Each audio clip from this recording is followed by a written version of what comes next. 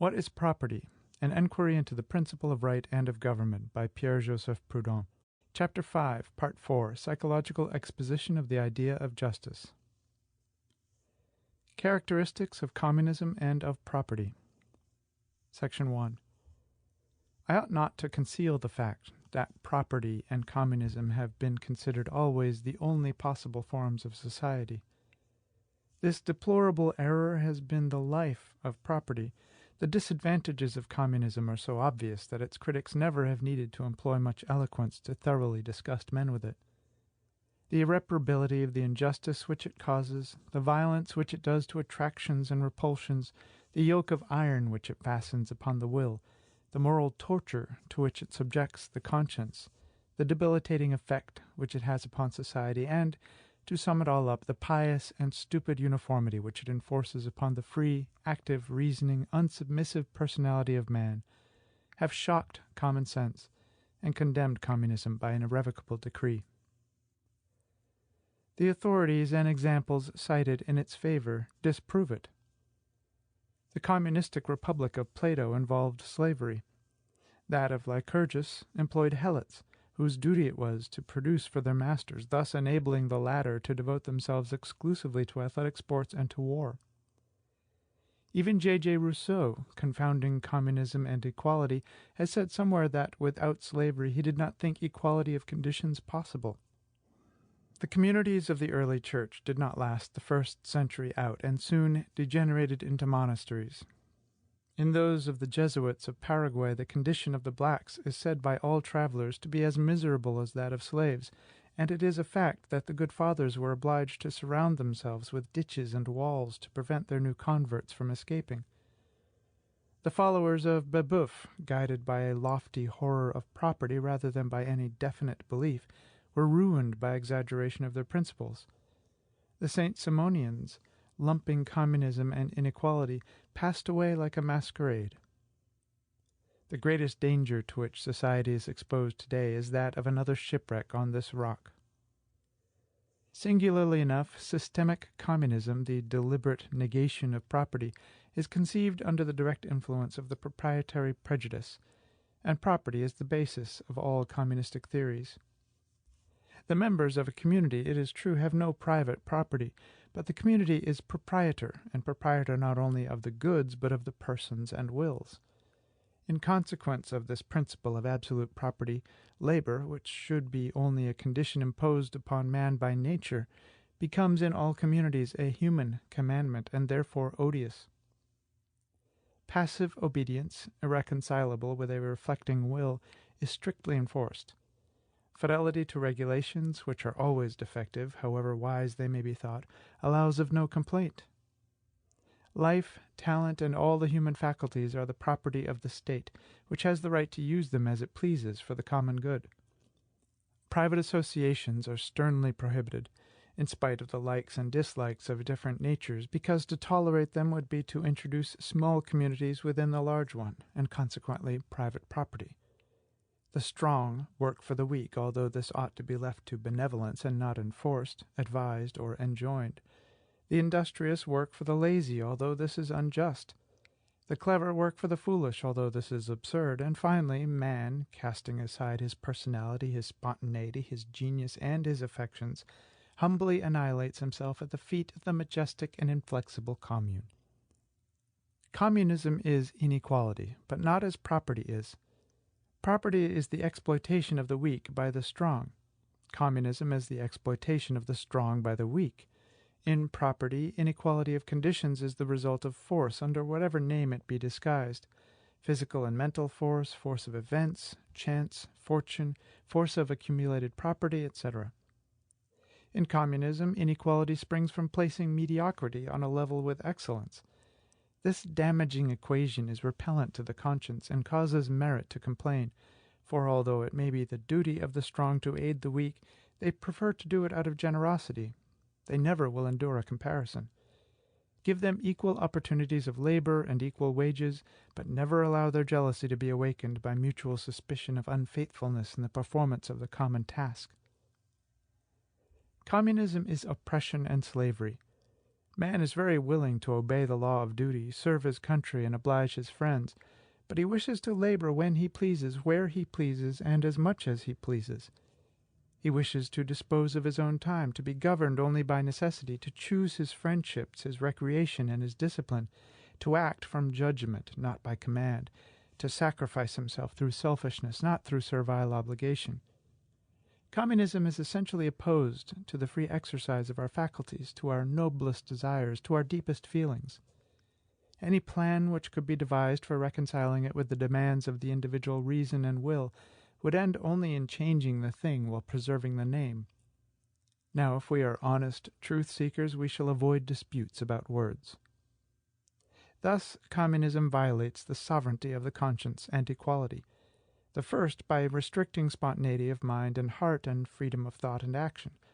The second, by placing labor and laziness, skill and stupidity, and even vice and virtue on an equality in point of comfort. For the rest, if property is impossible on account of the desire to accumulate, communism would soon become so through the desire to shirk. Section 2. Property, in its turn, violates equality by the rights of exclusion and increase, and freedom by despotism.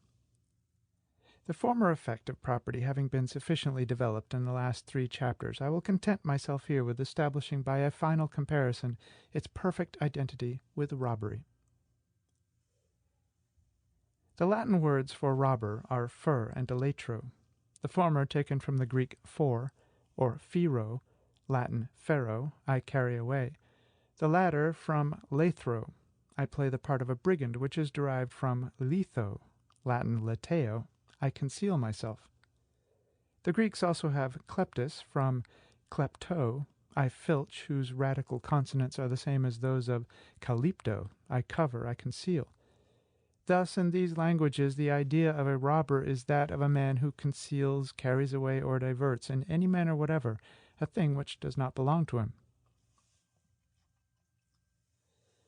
The Hebrews expressed the same idea by the word ganab, robber, from the verb ganab, which means to put away, to turn aside. Lo thi gnab, Decalogue 8th commandment, thou shalt not steal. That is, thou shalt not hold back, thou shalt not put away anything for thyself. That is the act of a man who, on entering into a society into which he agrees to bring all that he has, secretly reserves a portion, as did the celebrated disciple Ananias.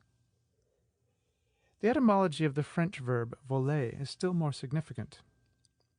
Voler, or faire le vol, from the Latin vola, palm of the hand, means to take all the tricks in a game of ombre. So that le voleur, the robber, is the capitalist who takes all, who gets the lion's share. Probably this verb voler had its origin in the professional slang of thieves, whence it has passed into common use, and consequently into the phraseology of the law. Robbery is committed in a variety of ways, which have been very cleverly distinguished and classified by legislators according to their heinousness or merit, to the end that some robbers may be honored while others are punished. We rob, 1, by murder on the highway, 2, alone or in a band, 3, by breaking into buildings or scaling walls, 4, by abstraction, 5, by fraudulent bankruptcy, 6, by forgery of the handwriting of public officials or private individuals, 7, by manufacture of counterfeit money. This species includes all robbers who practice their profession with no other aid than force and open fraud. Bandits, brigands, pirates, rovers by land and sea, these names were gloried in by the ancient heroes who thought their profession as noble as it was lucrative. Nimrod, Theseus, Jason and his Argonauts, Jephthah, David, Cacus, Romulus, Clovis and all his Merovingian descendants, Robert Giscard, Tancred de Hauteville, Bohemond, and most of the Norman heroes were brigands and robbers. The heroic character of the robber is expressed in this line from Horace in reference to Achilles. Jura neget sibi nata nihil non arrogat armis. Footnote. My right is my lance and my buckler, General de Brassard said, like Achilles. I get wine, gold, and women with my lance and my buckler. End of footnote. And by this sentence from the dying words of Jacob, Genesis 48, which the Jews apply to David and the Christians to their Christ, manus ejus contra omnes. In our day, the robber, the warrior of the ancients, is pursued with the utmost vigor. His profession, in the language of the code, entails ignominious and corporal penalties from imprisonment to the scaffold. A sad change in opinions here below. We rob 8 by cheating, 9 by swindling, 10 by abuse of trust, 11 by games and lotteries. This second species was encouraged by the laws of Lycurgus in order to sharpen the wits of the young. It is the kind practiced by Ulysses, Solon, and Sinon, by the ancient and modern Jews from Jacob down to Deutz, and by the Bohemians, the Arabs, and all savage tribes. Under Louis XIII and Louis XIV, it was not considered dishonorable to cheat at play. To do so was a part of the game, and many worthy people did not scruple to correct the caprice of fortune by dexterous jugglery. Today, and even in all countries, it is thought a mark of merit among peasants, merchants, and shopkeepers to know how to make a bargain, that is, to deceive one's man. This is so universally accepted that the cheated party takes no offense. It is known with what reluctance our government resolved upon the abolition of lotteries. It felt that it was dealing a stab thereby at property. The pickpocket, the blackleg, and the charlatan make a special use of their dexterity of hand, their subtlety of mind, the magic power of their eloquence, and their great fertility of invention. Sometimes they offer bait to cupidity. Therefore the penal code, which much prefers intelligence to muscular vigor, has made of the 4 varieties mentioned above a second category, liable only to correctional, not to ignominious punishments. Let them now accuse the law of being materialistic and atheistic. We rob 12 by usury. This species of robbery, so odious and so severely punished since the publication of the gospel, is the connecting link between forbidden and authorized robbery.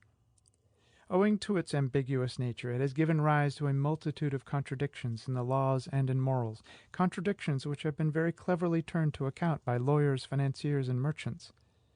Thus, the usurer who lends on mortgage at 10, 12, and 15% is heavily fined when detected, while the banker who receives the same interest, not, it is true, upon a loan, but in the way of exchange or discount, that is, of sale, is protected by royal privilege. But the distinction between the banker and the usurer is a purely nominal one. Like the usurer who lends on property, real or personal, the banker lends on business paper. Like the usurer, he takes his interest in advance. Like the usurer, he can recover from the borrower if the property is destroyed, that is, if the note is not redeemed, a circumstance which makes him a money lender, not a money seller. But the banker lends for a short time only, while the usurer's loan may be for 1, 2, 3, or more years. Now, a difference in the duration of the loan, or form of the act, does not alter the nature of the transaction.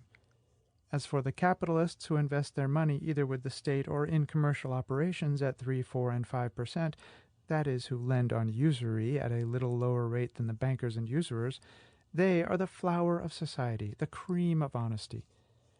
Moderation in robbery is the height of virtue. Footnote. It would be interesting and profitable to review the authors who have written on usury, or, to use the gentler expression which some prefer, lending at interest. The theologians always have opposed usury, but since they have admitted always the legitimacy of rent, and since rent is evidently identical with interest, they have lost themselves in a labyrinth of subtle distinctions, and have finally reached a pass where they do not know what to think of usury. The Church, the teacher of morality, so jealous and so proud of the purity of her doctrine, has always been ignorant of the real nature of property and usury. She even has proclaimed through her pontiffs the most deplorable errors. Non potest mutum, said Benedict XIV, locatione ulo pacto compreri. Rent, says Bossuet, is as far from usury as heaven is from the earth. How, on such a doctrine, condemn lending at interest? How justify the gospel, which expressly forbids usury? The difficulty of theologians is a very serious one. Unable to refute the economical demonstrations which rightly assimilate interest to rent, they no longer dare to condemn interest, and they can say only that there must be such a thing as usury since the gospel forbids it. End of footnote. But what, then, is usury? Nothing is more amusing than to see these instructors of nations hesitate between the authority of the gospel, which, they say, never can have spoken in vain, and the authority of economical demonstrations. Nothing to my mind is more creditable to the gospel than this old infidelity of its pretended teachers. Salmasius, having assimilated interest to rent, was refuted by Grotius, Puffendorf, Barlamaqui, Wolff, and Heineccius, and, what is more curious still, Salmasius admitted his error. Instead of inferring from this doctrine of Salmasius that all increase is illegitimate, and proceeding straight on to the demonstration of gospel equality, they arrive at just the opposite conclusion, namely that since everybody acknowledges that rent is permissible, if we allow that interest does not differ from rent, there is nothing left which can be called usury, and consequently that the commandment of Jesus Christ is an illusion and amounts to nothing, which is an impious conclusion. If this memoir had appeared in the time of Bossuet, that great theologian would have proved by Scripture, the Fathers, traditions, councils, and popes, that property exists by divine right, while usury is an invention of the devil, and the heretical work would have been burned and the author imprisoned. We rob, 13, by farm rent, house rent, and leases of all kinds. The author of the Provincial Letters entertained the honest Christians of the 17th century at the expense of Escobar the Jesuit and the contract Mohatra. The contract Mohatra, said Escobar, is a contract by which goods are bought at a high price and on credit, to be again sold at the same moment to the same person cash down and at a lower price. Escobar found a way to justify this kind of usury. Pascal and all the Jansenists laughed at him. But what would the satirical Pascal, the learned Nicolet, and the invincible Arnaud have said, if Father Antoine Escobar de Valladolid had answered them thus: A lease is a contract by which real estate is bought at a high price and on credit, to be sold again, at the expiration of a certain time, to the same person at a lower price. Only to simplify the transaction, the buyer is content to pay the difference between the first sale and the second. Either deny the identity of the lease and the contract Mohatra, and then I will annihilate you in a moment, or if you admit the similarity, admit also the soundness of my doctrine. Otherwise you prescribe both interest and rent at one blow. In reply to this overwhelming argument of the Jesuit, the sire of Montalte would have sounded the tocsin, and would have shouted that society was in peril, that the Jesuits were sapping its very foundations. We rob, 14, by commerce, when the profit of the merchant exceeds his legitimate salary. Everybody knows the definition of commerce, the art of buying for 3 francs that which is worth 6, and of selling for 6 that which is worth 3. Between commerce thus defined and a vol américain, the only difference is the relative proportion of the values exchanged, in short, the amount of the profit. We rob, 15, by making profit on our product, by accepting sinecures, and by exacting exorbitant wages. The farmer who sells a certain amount of corn to the consumer, and who, during the measurement, thrusts his hand into the bushel and takes out a handful of grains, robs. The professor whose lectures are paid for by the state, and who, through the intervention of a bookseller, sells them to the public a second time, robs. The sinecurist who receives an enormous product in exchange for his vanity, robs. The functionary, the laborer, whatever he may be, who produces only one and gets paid 4, 100, or 1,000, robs. The publisher of this book, and I, its author, we rob by charging for it twice as much as it is worth. In recapitulation, justice, after passing through the state of negative communism, called by the ancient poets the Age of Gold, commences as the right of the strongest. In a society which is trying to organize itself, inequality of faculties calls up the idea of merit. Equite suggests the plan of proportioning not only esteem, but also material comforts to personal merit. And since the highest and almost the only merit then recognized is physical strength, the strongest aristos, and consequently the best aristos, is entitled to the largest share, and if it is refused him, he very naturally takes it by force. From this to the assumption of the right of property in all things, it is but one step. Such was justice in the heroic age, preserved, at least by tradition, among the Greeks and Romans down to the last days of the republics. Plato, in the Gorgias, introduces a character named Callicles, who spiritedly defends the right of the strongest, which Socrates, the advocate of equality, Tonison, seriously refutes. It is related of the great Pompey that he blushed easily, and nevertheless these words once escaped his lips: "Why should I respect the laws when I have arms in my hand?" This shows him to have been a man in whom the moral sense and ambition were struggling for the mastery, and who sought to justify his violence by the motto of the hero and the brigand. From the right of the strongest springs the exploitation of man by man, or bondage. Usury, or the tribute levied upon the conquered by the conqueror, and the whole numerous family of taxes, duties, monarchical prerogatives, house rents, farm rents, etc., in one word, property. Force was followed by artifice, the second manifestation of justice, which was detested by the ancient heroes, who, not excelling in that direction, were heavy losers by it. Force was still employed, but mental force instead of physical. Skill in deceiving an enemy by treacherous propositions seemed deserving of reward. Nevertheless, the strong always prided themselves upon their honesty. In those days oaths were observed and promises kept according to the letter rather than the spirit. Uti lingua non capacit ita jus esto. As the tongue has spoken, so must the right be, says the law of the 12 Tables. Artifice, or rather perfidy, was the main element in the politics of ancient Rome. Among other examples, Vico cites the following, also quoted by Montesquieu. The Romans had guaranteed to the Carthaginians the preservation of their goods and their city, intentionally using the word civitas, that is, the society, the state. The Carthaginians, on the contrary, understood them to mean the material city, urbs, and accordingly began to rebuild their walls. They were immediately attacked on account of their violation of the treaty by the Romans, who, acting upon the old heroic idea of right, did not imagine that, in taking advantage of an equivocation to surprise their enemies, they were waging unjust war. From artifice sprang the profits of manufacturers, commerce and banking, mercantile frauds, and the pretensions which are honored with the beautiful names of talent and genius, but which ought to be regarded as the last degree of knavery and deception, and finally all sorts of social inequalities. In those forms of robbery which are prohibited by law, force and artifice are employed alone and undisguised. In the authorized forms they conceal themselves within a useful product, which they use as a tool to plunder their victim. The direct use of violence and stratagem was early and universally condemned, but no nation has yet got rid of that kind of robbery which acts through talent, labor, and possession, which is the source of all the dilemmas of casuistry and the innumerable contradictions of jurisprudence.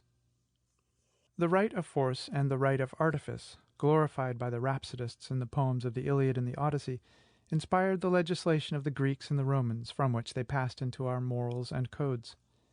Christianity has not changed at all. The gospel should not be blamed, because the priests, as stupid as the legists, have been unable either to expound or to understand it. The ignorance of councils and popes upon all questions of morality is equal to that of the marketplace and the money changers. And it is this utter ignorance of right, justice, and society which is killing the Church and discrediting its teachings forever. The infidelity of the Roman Church and other Christian churches is flagrant. All have disregarded the precept of Jesus. All have erred in moral and doctrinal points. All are guilty of teaching false and absurd dogmas which lead straight to wickedness and murder. Let it ask pardon of God and men, this Church which called itself infallible, and which has grown so corrupt in morals. Let its reformed sisters humble themselves, and the people, undeceived but still religious and merciful, will begin to think. Footnote: I preach the gospel, I live the gospel, said the apostle, meaning thereby that he lived by his labor. The Catholic clergy prefer to live by property. The struggles in the communes of the Middle Ages between the priests and bishops and the large proprietors and seigneurs are famous. The papal excommunications fulminated in defense of ecclesiastical revenues are no less so. Even today, the official organs of the Gallican clergy still maintain that the pay received by the clergy is not a salary, but an indemnity for goods of which they were once proprietors, and which were taken from them in 89 by the Third Estate. The clergy prefer to live by the right of increase, rather than by labor. End of footnote. One of the main causes of Ireland's poverty today is the immense revenues of the English clergy. So heretics and orthodox, Protestants and papists, cannot reproach each other. All have strayed from the path of justice. All have disobeyed the 8th commandment of the Decalogue, "Thou shalt not steal." The development of right has followed the same order, in its various expressions, that property has in its forms. Everywhere we see justice driving robbery before it, and confining it within narrower and narrower limits. Hitherto the victories of justice over injustice and of equality over inequality have been won by instinct and the simple force of things. but the final triumph of our social nature will be due to our reason, or else we shall fall back into feudal chaos. Either this inglorious height is reserved for our intelligence, or this miserable depth for our baseness. The second effect of property is despotism. Now, since despotism is inseparably connected with the idea of legitimate authority, in explaining the natural causes of the first, the principle of the second will appear. What is to be the form of government in the future? Here some of my young readers reply, "Why, how do you ask such a question? You are a Republican." A Republican, yes, but that word specifies nothing. Res publica, that is, the public thing. Now, whoever is interested in public affairs, no matter under what form of government, may call himself a Republican. Even kings are Republicans. Well, you are a Democrat. No. What? You would have a monarchy? No. A constitutionalist? God forbid. You are then an aristocrat? Not at all. You want a mixed government? Still less. What are you then? I am an anarchist. Oh, I understand you. You speak satirically. This is a hit at the government. By no means. I have just given you my serious and well-considered profession of faith. Although a firm friend of order, I am, in the full force of the term, an anarchist. Listen to me. In all species of sociable animals, the weakness of the young is the principle of their obedience to the old, who are strong, and from habit, which is a kind of conscience with them, the power remains with the oldest, although he finally becomes the weakest. Whenever the society is under the control of a chief, this chief is almost always the oldest of the troop. I say almost always because the established order may be disturbed by violent outbreaks. Then the authority passes to another, and having been re-established by force, it is again maintained by habit. Wild horses go in herds. They have a chief who marches at their head, whom they confidently follow, and who gives the signal for flight or battle. The sheep which we have raised follows us, but it follows in company with the flock in the midst of which it was born. It regards man as the chief of its flock. Man is regarded by domestic animals as a member of their society. All that he has to do is to get himself accepted by them as an associate. He soon becomes their chief in consequence of his superior intelligence. He does not, then, change the natural condition of these animals, as Buffon has said. On the contrary, he uses his natural condition to his own advantage. In other words, he finds sociable animals and renders them domestic by becoming their associate and chief. Thus, the domesticity of animals is only a special condition, a simple modification, a definitive consequence of their sociability. All domestic animals are by nature sociable animals. Florenz, Summary of the Observations of F. Cuvier. Sociable animals follow their chief by instinct. But take notice of the fact, which F. Cuvier omitted to state, that the function of the chief is altogether one of intelligence. The chief does not teach the others to associate, to unite under his lead, to reproduce their kind, to take flight, or to defend themselves. Concerning each of these particulars, his subordinates are as well informed as he. But it is the chief who, by his accumulated experience, provides against accidents. He it is whose private intelligence supplements, in difficult situations, the general instinct. He it is who deliberates, decides, and leads. He it is, in short, whose enlightened prudence regulates the public routine for the greatest good of all. Man, naturally a sociable being, naturally follows a chief. Originally the chief is the father, the patriarch, the elder, in other words, the good and wise man, whose functions, consequently, are exclusively of a reflective and intellectual nature. The human race, like all other races of sociable animals, has its instincts, its innate faculties, its general ideas, and its categories of sentiment and reason. Its chiefs, legislators, or kings have devised nothing, supposed nothing, imagined nothing. They have only guided society by their accumulated experience, always, however, in conformity with opinions and beliefs. Those philosophers who, carrying into morals and into history their gloomy and factious whims, affirm that the human race had originally neither chiefs nor kings, know nothing of the nature of man. Royalty, and absolute royalty, is, as truly and more truly than democracy, a primitive form of government. Perceiving that, in the remotest ages, crowns and kingships were worn by heroes, brigands, and knight-errants, they confound the two things, royalty and despotism. But royalty dates from the creation of man. It existed in the age of negative communism.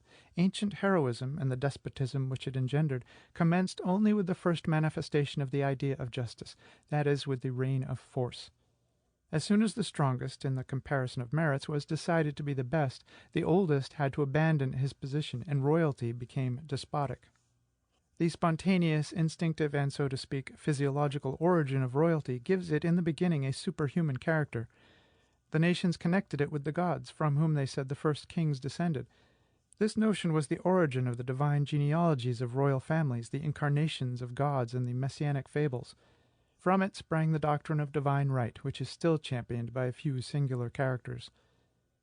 Royalty was at first elective, because, at a time when man produced but little and possessed nothing, property was too weak to establish the principle of heredity, and secure to the son the throne of his father. But as soon as fields were cleared and the cities built, each function was, like everything else, appropriated, and hereditary kingships and priesthoods were the result.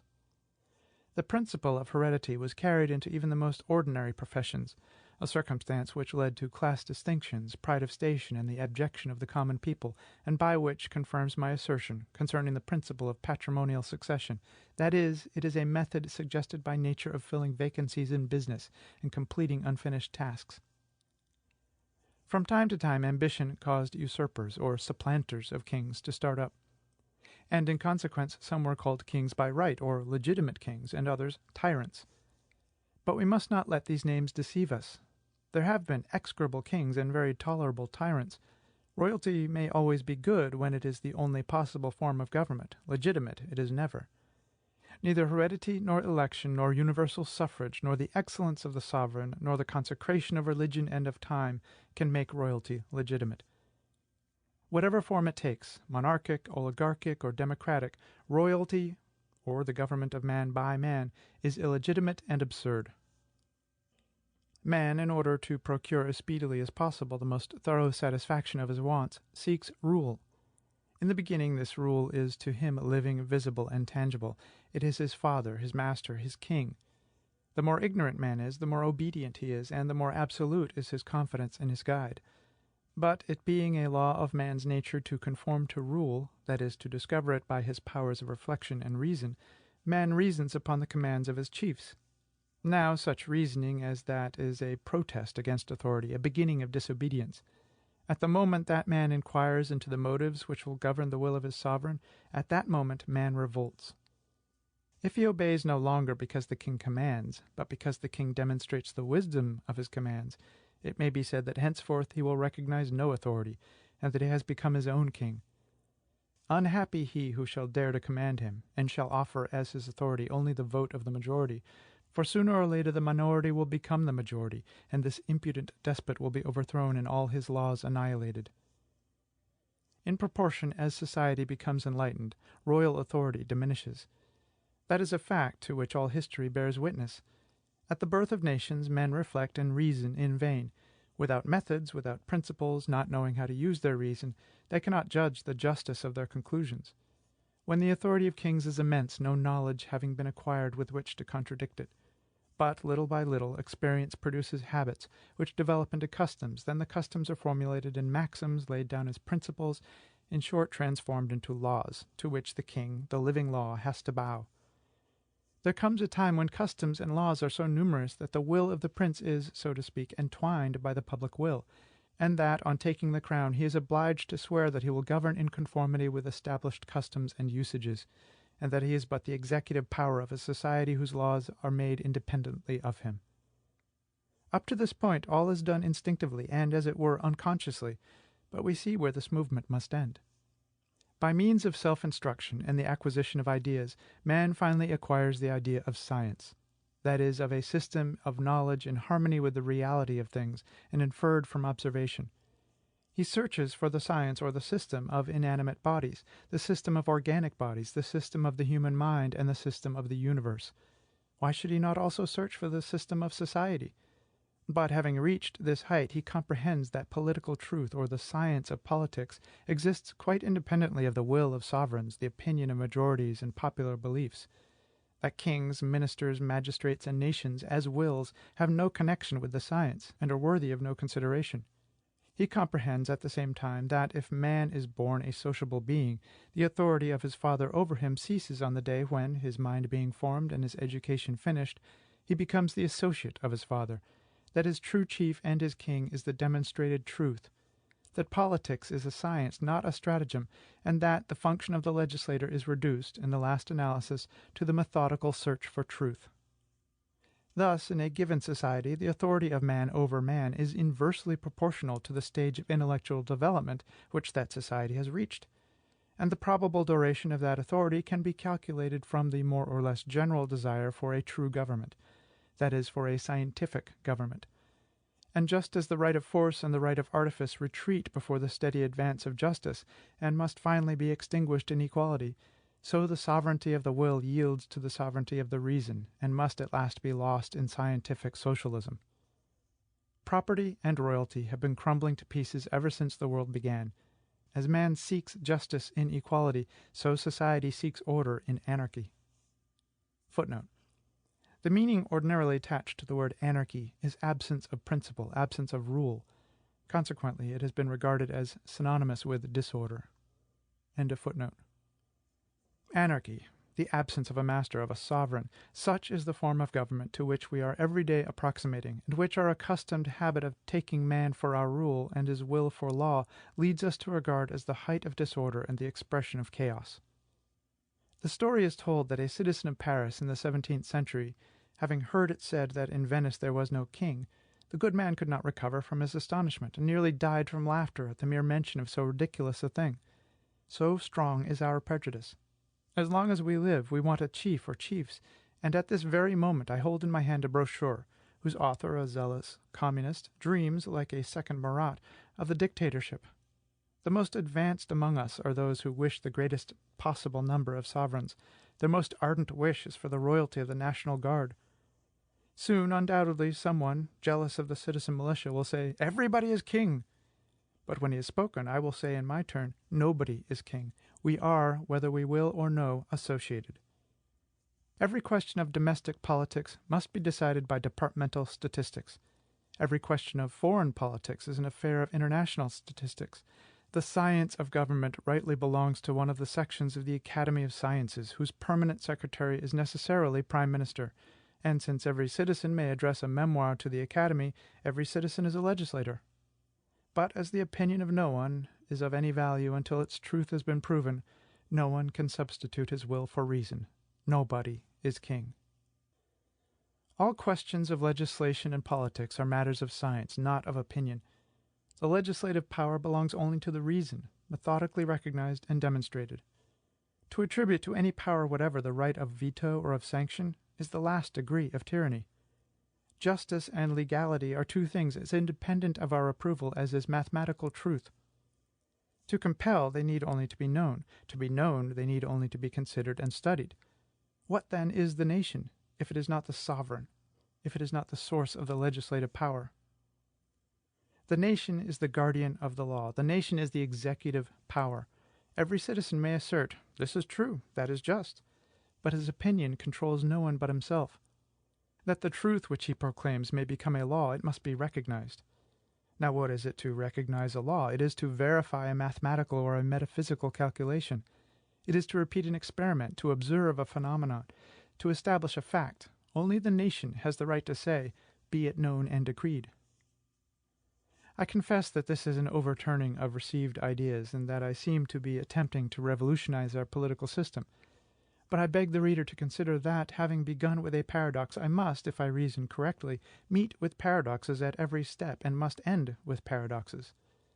For the rest, I do not see how the liberty of citizens would be endangered by entrusting to their hands, instead of the pen of the legislator, the sword of the law. The executive power, belonging properly to the will, cannot be confided to too many proxies. That is the true sovereignty of the nation. Footnote. If such ideas are ever forced into the minds of the people, it will be by representative government and the tyranny of talkers. Once science, thought, and speech were characterized by the same expression. To designate a thoughtful and a learned man, they said, "a quick man to speak and powerful in discourse." For a long time, speech has been abstractly distinguished from science and reason. Gradually, this abstraction is becoming realized, as the logicians say, in society, so that we have today savants of many kinds who talk but little, and talkers who are not even savants in the science of speech. Thus, a philosopher is no longer a savant, he is a talker. Legislators and poets were once profound and sublime characters. Now they are talkers. A talker is a sonorous bell, whom the least shock suffices to set in perpetual motion. With the talker, the flow of speech is always directly proportional to the poverty of thought. Talkers govern the world. They stun us, they bore us, they worry us, they suck our blood and laugh at us. As for the savants, they keep silence. If they wish to say a word, they are cut short. Let them write. End of footnote. The proprietor, the robber, the hero, the sovereign, for all these titles are synonymous, imposes his will as law, and suffers neither contradiction nor control. That is, he pretends to be the legislative and the executive power at once. Accordingly, the substitution of the scientific and true law for the royal will is accomplished only by a terrible struggle, and this constant substitution is, after property, the most potent element in history, the most prolific source of political disturbances. Examples are too numerous and too striking to require enumeration. Now, property necessarily engenders despotism, the government of caprice, the reign of libidinous pleasure. That is so clearly the essence of property, that to be convinced of it one need but remember what it is, and observe what happens around him. Property is the right to use and abuse. If then government is economy, if its object is production and consumption and the distribution of labor and products, how is the government possible while property exists? And if goods are property, why should not the proprietors be kings and despotic kings, kings in proportion to their facultés bonitaires? If each proprietor is sovereign lord within the sphere of his property, absolute king throughout his own domain, how could a government of proprietors be anything but chaos and confusion? End of chapter 5, part 4.